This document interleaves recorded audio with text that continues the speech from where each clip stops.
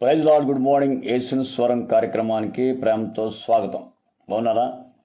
దేవుడు దయచేసిన మరొక రోజును బట్టి దేవుని స్తుతిస్తూ ఆయన నామాన్ని హెచ్చిస్తూ ఉన్నా. ఈ ఉదయకాలము ఆదికాండం 19:2 దేవుడు అతనికి తోడై ఉన్నందున అతడు వర్ధిల్లుచుండెను. ఎవరతను? యోసేపు.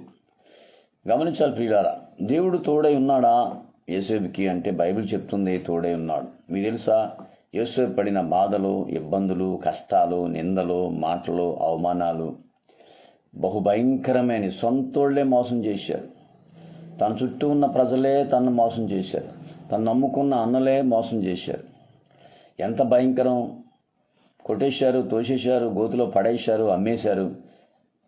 భయంకరమైన బాధలు పెట్టినప్పుడు కూడా అక్కడ వాక్యం ఏంటంటే దేవుడు అతనికి తోడై ఉన్నాడు. గమనించాలి పిల్లారా, దేవుడు తోడై ఉంటే ఇన్ని శ్రమలు జయించుకుంటూ పోవాలి.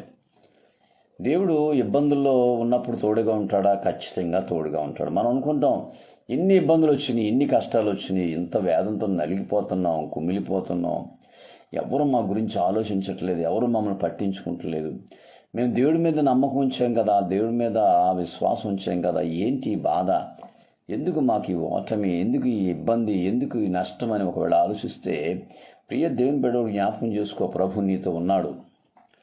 ప్రభు నీ ఖచ్చితంగా సహాయం చేస్తాడు, ఆదుకుంటాడు. ఇబ్బందులన్నింటిలోంచి కూడా అక్కడ బైబిల్ చెప్తుంది అతడు తోడై ఉన్నందున. 2-3 చోట్ల రాయబడి ఉంటుంది అతను తోడై ఉన్నందున. తోడై ఉంటే మరి ఎందుకు ఇన్ని సమస్యలు? దేవుడు తోడుగా ఉంటే ఎందుకు ఇన్ని ఇబ్బందులు? ఎందుకో తెలుసా, నిన్ను రెట్టింపు ఆశీర్వాదాలతో దేవుడు నింపటానికి ఆ ఇబ్బందులు. చూడండి, మనం విత్తనం వేసినప్పుడు, మొక్క మొలిచినప్పుడు ఆ మొక్కను పాడు చేయడానికి కొన్ని చీమలు బయలుదేరతాయి తినేయటానికి. ఆ చీమలు జయించినప్పుడు ఆ మొక్క కొంచెం పెద్దదవుతుంది. కొంచెం పెద్ద అయిన తర్వాత మిగతా పక్షులు వచ్చి తినే ప్రయత్నం చేస్తుంటాయి. ఆ పక్షులు కూడా జయించుకుంటూ ఈ మొక్క కొంచెం పైకి వచ్చినప్పుడు జంతువులు తినే ప్రయత్నం చేస్తాయి. ఇంకా పైకి వచ్చినప్పుడు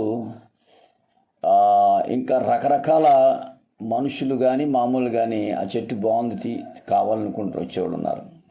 ఇలాగ ఇవన్నీ చేయించుకుంటూ అది పెద్ద వృక్షం అయినప్పుడు గమనించాలి ప్రియులారా, అది పెద్ద వృక్షం అయినప్పుడు ఏ పురుగులైతే తినేయాలనుకున్నాయో ఆ పురుగులు ఆ నీడకి వెళ్ళిపోతాయి. ఏ పక్షులైతే తినేయాలనుకున్నారో ఆ పక్షులు ఆ చెట్టు మీదకి వెళ్ళిపోతాయి.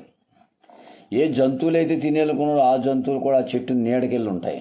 దానికి అర్థం ఏంటో తెలుసా, మనల్ని ఎవరైతే దూషించారో, ఎవరైతే కోప్పడ్డారో, ఎవరైతే ఇష్టానుసారంగా మాట్లాడారో, ఎవరైతే నిందలేశారో, ఒకరోజు వస్తుంది వాళ్ళందరూ నీ నీడకు రావాల్సిందే, వాళ్ళందరూ నీ దగ్గరికి రావాల్సిందే, నీ దగ్గర తలంచాల్సిందే. ఖచ్చితంగా ఒకరోజు వస్తుంది, ఆ రోజు వాళ్ళందరూ కూడా నీ దగ్గరికి వచ్చి తలంచి నిలబడాలి. అది చేసేవాడు దేవుడు. గమనించాలి.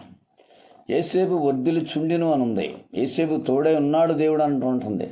మరి తోడై ఉన్నప్పుడు, వర్ధిల్లుతున్నప్పుడు ఏంటి బాధలు, ఏంటి కష్టాలు అని ఆలోచిస్తే యేసేపుని దీవించాలి. యేసేపుకి అదే జరిగింది.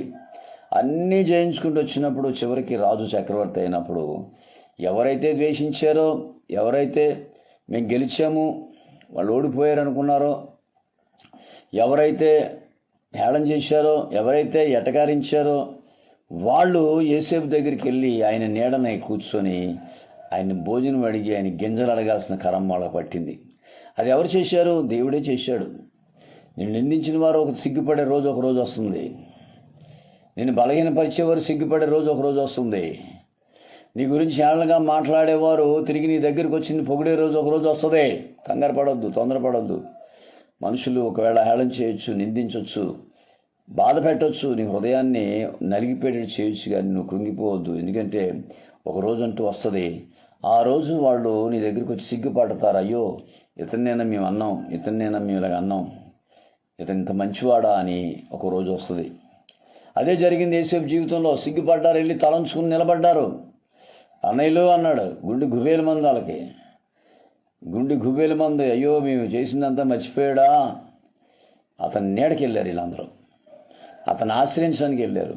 అతను పెట్టే భోజనం కోసం వెళ్ళారు. అదే దేవుడు చేస్తాడు. ఎవరు నీకు వ్యతిరేకంగా ఉన్న వాళ్ళు నీ దగ్గరికి వస్తారు. ఎవరు నీకు విరోధంగా ఉన్న వాళ్ళు నీ దగ్గరికి వస్తారు. ఎవరు నిన్ను తక్కువగా అంచనా వేశారో వాళ్ళు నీ దగ్గరికి వస్తారు. వాళ్ళు రప్పించేవాడు దేవుడు. చూడు, నా బిడ్డను ఎలా చేశాను, చూడు నా కుమారుడిని కుమార్తెని ఏ రకంగా నిలబెట్టాను చూడని దేవుడు చూపిస్తాడు వాళ్ళకి. కాబట్టి ఉదయకాలం ప్రియులారా, దేవుడు మనతో ఉన్నాడన్న సంగతి ఎప్పుడు మర్చిపో. తోడై ఉన్నందున, ఈ మాట చక్కటి వాడు, దేవుడు తోడై ఉన్నందున, దేవుడు తోడుగా ఉన్నాడు నీకు. ప్రియ దేవుని బిడ్డ, దిగులు పడొద్దు. ఇవన్నీ జయించుకుంటూ నువ్వు రా. వాళ్ళందరూ నీ నీడకు వస్తారు, వాళ్ళందరూ నిన్ను కోరుకుంటారు, వాళ్ళందరికీ నువ్వు ఆశ్చర్యంగా నిలబడతావు. యోసేపులాగా గమనించాలి. ఐగుప్తు దేశంలో ఆహారం లేదు, యోసేపు దగ్గర రావాల్సి వచ్చింది. ఐగుప్తు కరువు అయిపోయింది, యోసేపు దగ్గర రావాల్సి వచ్చింది. తినటానికి తిండి లేదు, యోసేపు దగ్గర రావాల్సి వచ్చింది. ఎందుకో తెలుసా? ఆ శ్రమల్లో, ఇబ్బందుల్లో, కష్టాల్లో కూడా దేవుడు అతనికి తోడై ఉన్నాడు. దేవుడు విడిచిపెట్టేశాడా? దేవుడు అన్యాయం చేశాడా? దేవుడు ఇక నన్ను ఓడిపోవడానికి కారణమా? నేను ఇబ్బంది పడటానికి కారణమా? నేను అనారోగ్యంగా ఉన్న దేవుడు కారణమా? కాదు కాదు కాదు, అది ఏమాత్రం కాదు. దేవుడు నేను దీవించే ముందు ఈ శ్రమ నీకు పెడతాడు.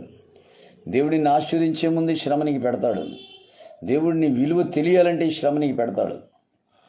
అందులో మనం నిలబడినప్పుడు ఒకానొక రోజు వస్తుంది, వాళ్ళందరూ నీ నీడకు వస్తారు, వాళ్ళందరూ నీ కిందకు వస్తారు. అది వచ్చేటట్లు దేవుడే చేస్తాడు. కాబట్టి తోడై ఉన్నాడని విశ్వాసంతో ముందుకు సాగిపో. దేవుడు దీవిస్తాడని విశ్వాసంతో ముందుకు సాగిపో. దేవుడు ఖచ్చితంగా నేను ఆశీర్వదిస్తాడు. నమ్మకంగా ముందుకు సాగిపో. ఇప్పుడున్న శ్రమ ఇక ముందు ఉండదు, ఇప్పుడున్న బాధ ఇక ముందు ఉండదు, ఇప్పుడున్న కన్నీరు ఇక ముందు ఉండదు, ఇప్పుడున్న ఆర్థిక ఇబ్బంది ఇక ముందు ఉండదు, ఇప్పుడున్న నిందలు ఇక ముందు ఉండవు. విశ్వాసంతో ముందుకు సాగిపో. అలా సాగిపోవడానికి పరిశుద్ధాత్మ దేవుడిని సహాయం చేయను కాక. ఆమేన్. God bless you. మీ సహోదరుడు పాస్టర్ రమేష్ కుమార్, రాజమండ్రి.